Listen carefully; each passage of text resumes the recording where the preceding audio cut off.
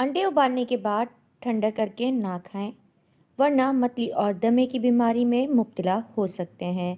Sir पर बार बार कंघा करने से बलगम खारिज होती है। मछली खाने से आप ज़ियाबतीस जैसे मर्ज से महफूज रह सकते हैं।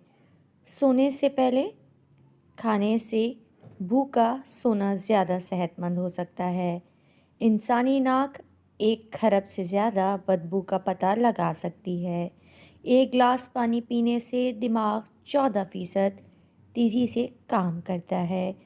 अगर आप चाहते हैं कि आपकी नज़र कमज़ोर ना हो, तो रात को सोते वक्त आईब्रो पर खालिस सरसों का तेल लगाएं। नज़र कमज़ोर नहीं होगी। दांतों पर से स्याह निशान ख़त्म करने के लिए चमेली के पत्ते लेकर इन्हें उबाल लिया जाए और सुबह के वक्त इसके पानी से कुल्लियाँ की जाएं, जिससे स्याह निशान ख़त्म हो जाएंगे।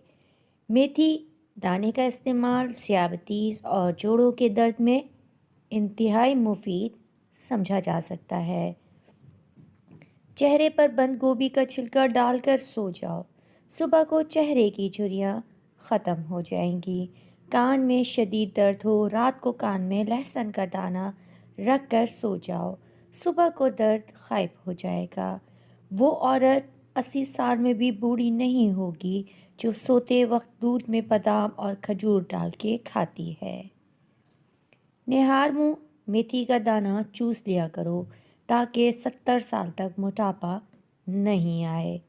नींद में खर्राटे आते हों तो सिर्फ सरसों के तेल के 3 कतरे नाक में डाल दिया करें, ज़िंदगी भर खर्राटे नहीं आएंगे।